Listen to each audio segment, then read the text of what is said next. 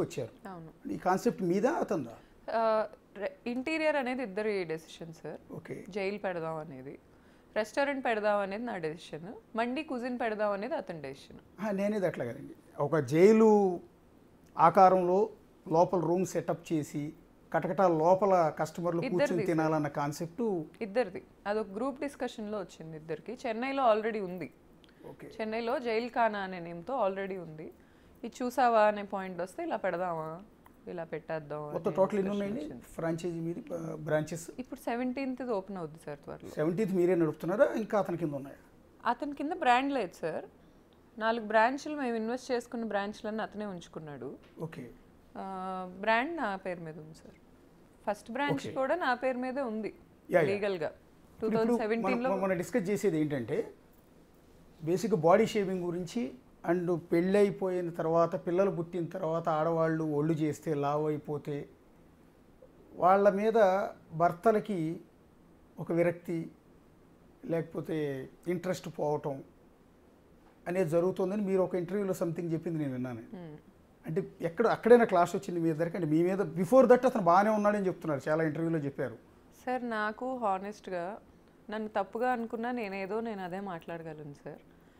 ఒకవేళ అతను అమ్మాయిలతో తిరిగినా నా బిడ్డ కోసం నేను యాక్సెప్ట్ చేసేదాన్నేమో. ఓకే. ఒక ఆడదానిగా చెప్తున్నాను నేను ఈరోజు. ఎందుకంటే ఎండ్ ఆఫ్ ద డే ఎవరు ఫాదర్ రోల్ని రీప్లేస్ చేయలేరేమో అనే భయం ఉంటుంది తల్లికి. యాక్సెప్ట్ చేసేదాన్నేమో. వావి వరుసలు ఉండాలి. అక్కలు, చెల్లెళ్ళు, లేకపోతే నా ఫ్రెండ్స్, ఇవి నాకు అవ్వవు సార్. నాకు వాల్యూస్ ఉండాలి, క్యారెక్టర్ ఉండాలి. ఇప్పుడు తప్పు చేశారు అంటే అబ్బాయికి కూడా 30 ఏళ్ళు.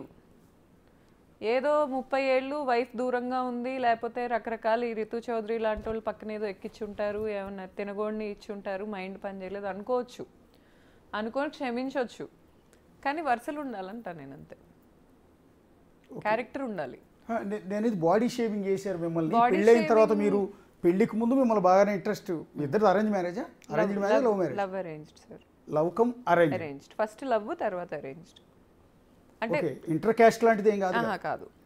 Okay. Love come arranged. Okay. And then ఈ సందర్భంలో పెళ్లికి ముందు మిమ్మల్ని బాగానే ప్రేమించాడు, బాగా సార్, మిమ్మల్ని బాగానే చూసుకున్నాడు, అంతా అయింది.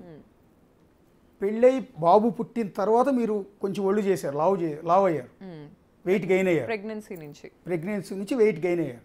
అప్పటి నుంచి మిమ్మల్ని అవాయిడ్ చేస్తున్నాడా? అవును. అంటే లావ్ అయ్యారనే కారణంతోనేనా? అది నాకు తెలియదు సార్. కానీ నాతో ఒకసారి అన్నాడు. ఒకసారి నాతో ఏమన్నాడంటే, నువ్వు ఎంత బాగుండేదానివి, ఎంత సన్నగా ఉండేదానివి, నీకు న్యాచురల్గా యాబ్స్ ఉండేవి, అసలు ఇలా అయిపోయావేంటి, నమ్మలేకపోతుందని నేను చూస్తుంటే. సార్ ఇప్పుడు మనం ఆటవిక కాలంలో లేవు సార్. అడ్రస్ చేయటం వల్ల ఒక మనిషి తప్పుడోళ్ళు అయిపోరు. ఉమెన్కి చాలా నీడ్స్ ఉంటాయి ప్రెగ్నెన్సీలో, అది హస్బెండే తీర్చగలడు. ఆ టైంలో దూరంగా ఉన్నాడంటే మరి ఇష్టం లేకే కదా. యాజ్ సింపుల్ యాజ్ దట్ కదా. ఒకసారి ఓపెన్ అయ్యాడు, నాకైతే నిన్ను చూడాలని లేదు అనేది. అంత చూడాలని లేకపోతే చూడకనే చెప్పాను నేను. రాకు నా దగ్గరికి, మాట్లాడకు. మళ్ళీ వస్తాడు, మళ్ళీ మాట్లాడతాడు. ఇతనిలో ఇద్దరు ఉంటారు.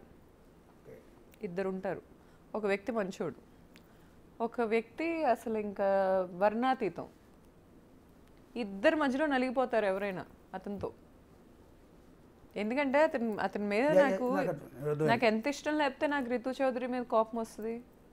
ఒకసారి మీరు, ఇప్పుడు కాదు, నేను చూసిన రోజు అతని మీద నాకు ఎంత ఇష్టం లేకపోతే, జనవరిలో నేను 2 రోజులు ఐసీయూలో ఉండి హాస్పిటలైజ్ అయ్యి అతన్ని స్టిల్ నేను క్షమించా.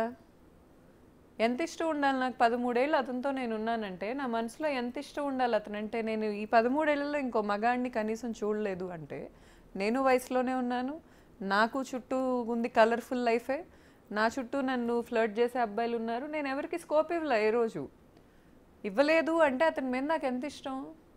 ఈ ఇష్టం రావడానికి అతను ఏమీ చేయకుండా వస్తుందని నేను అతను నా 19 years ఏజ్లో అతను చేసిన వాటికి నేను ఇష్టపడ్డా, చాలా అన్కండిషనల్గా ఇష్టపడ్డా. కానీ దానికి ఇలాంటి వ్యక్తులందరూ కలిసి ఓ మాఫియా లాగా, ఈ అమ్మాయి కాదు సార్, ఇప్పుడు ఆ బిగ్ బాస్ సీత అయినా ఏంటి అంత డిఫెన్స్? ఒక మొగుడు పెళ్ళాం మధ్యలో నీకేంటి? నాకు అర్థం కాక అడుగుతాను. ఇప్పుడు కాదు, అప్పుడు జరిగింది. మీరు అన్నది అది కానీ బేసిక్గా నేను ప్రెగ్నెన్సీతో ఉన్నప్పుడు కొంత ఒళ్ళు చేశాను. సహజంగా చాలామంది థైరాయిడ్ ప్రాబ్లం వల్ల లావ్ అవుతారు, చాలామంది ప్రాబ్లమ్స్ గెయిన్ అవుతారు. దాని కారణంగా కూడా నన్ను ఇబ్బంది పెట్టాడు, నన్ను హేళన చేశాడని కూడా మీరు ఒక ఇంటర్వ్యూలో అన్నారు, నేను లావ్ అయ్యావని. బట్ మీరు ఎక్కడ లావ్ లేరు కదంటే. ఆ తర్వాత మళ్ళీ ఏమన్నా? తగ్గాను సార్. ఇప్పుడు నేను 28 kgs తగ్గాను పోస్ట్ డెలివరీ. నేను నార్మల్గానే ఫిట్నెస్ ఫ్రీక్ సార్. నాకు ప్రెగ్నెన్సీలో అవ్వలేదు అంతే. ప్రెగ్నెన్సీలో నేను 10 minutes కూడా వాక్ చేయలేకపోయేదాన్ని. బాడీ సహజంగా లేడీస్ ఎవరైనా ప్రెగ్నెన్సీలో ఉన్నప్పుడు లావ్ అవుతారండి. అవును, అది కామనే కదా. కొంతమందికి థైరాయిడ్ అటాక్ చేస్తుంది. ఆ టైంలో అయితే నాతో లేడు సార్ అతను. ఏ రెయిన్బో హాస్పిటల్కి వెళ్ళి నన్ను చెకప్లు చేసిన వాళ్ళని అడిగినా చెప్తారు నేను సింగిల్గానే వచ్చానని. విజయవాడ రెయిన్బో అప్పటికే మిమ్మల్ని వదిలించుకోవాలనుకుంటున్నాడు అంతే. ఇల్లీగల్ కాంటాక్ట్స్ వల్లేనా? 100% సార్. అసలు Ritu Chaudhary one of the main reasons కూడా. ఏం మీ జీవితాన్ని నాశనం చేసింది రితు చౌదరి. 100% ఆ అమ్మాయి హ్యాండ్ ఉంది సార్. ఎవరు డినై చేస్తే ఎందుకు భయపడాలి సార్? అసలు ఎవరికి నేను భయపడే అవసరం నాకు లేదు. అసలు ఆ అమ్మాయికి ఏం పని? పెళ్ళైన అతనితో సినిమాకి వచ్చిన అమ్మాయి యాక్ట్ చేయాలి, పోవాలి. ప్రోగ్రామ్ని ఆమె భర్త శ్రీకాంత్ మరి ప్రస్తుతం భర్త అని చెప్పుకుంటుందో చెప్పుకోవట్లేదో తెలియదు, అతను భార్య అని చెప్పుకుంటున్నాడో లేదో తెలియదు, అతను కూడా చూస్తూ ఉంటాడు. అలాగే రితు చౌదరి అమ్మా నాన్న కృష్ణా జిల్లా వాళ్ళు అనుకుంటా బహుశా. వాళ్ళకి పబ్లిక్గా ఏమైనా చెప్పదలుచుకున్నారు మీరు? సార్ నేను అసలు మహేష్తో వాళ్ళ ఫ్యామిలీతో తప్ప ఇంకెవరికేం చెప్పదలుచుకోవట్లేదు సార్. రితు చౌదరి వాళ్ళ ఫ్యామిలీ మరి ఎందుకు ఇలా ఈ అమ్మాయిని ఎంకరేజ్ చేస్తున్నారో నాకు తెలీదు. వాళ్ళ హస్బెండ్ ఏం గో త్రూ అయ్యాడో అసలు అతనితో నాకు సంబంధం లేదు. Don't want to talk with him. అసలు నాకు అనవసరం. ఈ అమ్మాయి వచ్చి నా ఫ్లాట్కి రావటం మాత్రం నాకు కుదరలా, నాకు అవ్వలా. ఈ అసందర్భంగానే ఒక మాట అండి, బేసిక్గా బిగ్ బాస్ను హోస్ట్ చేస్తున్న నాగార్జున గారికి మీ జీవితాన్ని నాశనం చేశారని మీరు చెప్తున్న రితు చౌదరి గురించి ఏమైనా చెప్పదలుచుకున్నారు? పోనీ సార్ నాగార్జున గారికి చెప్పేంత పెద్ద అవసరం లేదు, పెద్ద చిన్న అవసరం లేదు. యాక్చువల్లీ ఆ ప్రోగ్రామ్ హోస్ట్ చేస్తున్నది ఆయన. ఒకరి జీవితాన్ని నాశనం చేసి హైయెస్ట్ వ్యూయర్షిప్ ఉన్న ఒక ప్రోగ్రాంలో పార్టిసిపేట్ చేసిన ఒక అమ్మాయి గురించి బహుశా వాళ్ళకి తెలిసి దానిలో రిక్రూట్ చేస్తారు, తీసుకుంటారా? బిగ్ బాస్లోకి తెలియకుండా తీసుకుంటారా? అలాంటిది మీకు చెప్పొచ్చు, చిన్న పెద్ద అక్కర్లేదు. నా జీవితాన్ని నాశనం చేసిన అమ్మాయిని మీరు మీ ప్రోగ్రాంలో ఇవాళ పార్టిసిపేట్ చేయించి ఆయన మార్కులు వేస్తాడు కదా ప్రతి శనివారం ఆదివారం వచ్చి. సార్ ఇప్పుడు నా పెయిన్ అనేది ఎంతమంది పర్సనల్గా తీసుకుంటారో నాకు తెలీదు, కానీ నేనైతే పెయిన్ గో త్రూ అయ్యాను అనేది 100% నిజం. ఇప్పుడు ఇలాంటి ఆడోళ్ళ వల్ల ఈరోజు నేను గో త్రూ అయింది, రేపు చూసే వాళ్ళ ఇళ్ళల్లో వాళ్ళు కూడా గో త్రూ అవుతారు. ఎవరికైనా మన దాకా వచ్చేదాకా నొప్పి తెలియదు. సో ఇప్పుడు నా పెయిన్ని బేస్ చేసుకొని ఆ అమ్మాయిని ఎలిమినేట్ చేయాలని నేను అనుకోవట్లా. నాకు అనవసరం. నాకు చేయాల్సిన డ్యామేజ్ ఆ అమ్మాయి చేసేసింది. అండ్ ఇప్పుడు ఒక పంది బురదలో బొర్ల మంది నన్ను అని నేను వెళ్ళి బురదలో బొర్లను, నేను డర్టీ అవుతా. నాకు ఆ క్లారిటీ ఉంది. సో ఆ అమ్మాయితో కానీ ఆ అమ్మాయి అసోసియేట్స్తో కానీ నాకు అనవసరం. కానీ ఆ అమ్మాయి చేసింది అక్షరాల తప్పు. అది నేను ఈరోజు అడ్మిట్ చేస్తున్నా as a wife. And more over ఆ అమ్మాయిని బిగ్ బాస్లో ఉంచుకుంటారో లేకపోతే ఆ అమ్మాయికి మహారాణిగా గుళ్ళు కడతారో నాకు అనవసరం. ఈరోజు నేను ఇది అడ్మిట్ చేయకపోతే నా డివోర్స్ అయ్యాకో తర్వాత కొన్ని రోజులు అయ్యాక వీళ్ళందరూ నన్ను సింపతి కార్డ్ వేస్తారు నా మొహాన. ఈ అబ్బాయి అమ్మాయి కలిసి తిరగటాలు, వాళ్ళిద్దరు డ్యూయెట్లు పెట్టి నేనేదో మొగుడు కోల్పోయిన దానిలాగా నా మొహాలు పెట్టటాలు, ఇవన్నీ నాకు అవ్వవు. I want to expose her, I exposed her అంతే. ఇలా నేను ఎవరినైతే ఎక్స్పోజ్ చేయాలనుకుంటున్నానో చేస్తాను. Because I have right. నేను నా బిడ్డ ఇక్కడ కోల్పోయాం. ఆ అమ్మాయికి బిగ్ బాస్ షో పోవచ్చు, కానీ నా బిడ్డ చైల్డ్హుడ్ బాగొట్టారు మీరు. ఇప్పుడు చూస్తున్న మగాళ్ళందరూ చిన్నప్పుడు తండ్రితో స్పెండ్ చేసిన మూమెంట్స్ గుర్తురావా?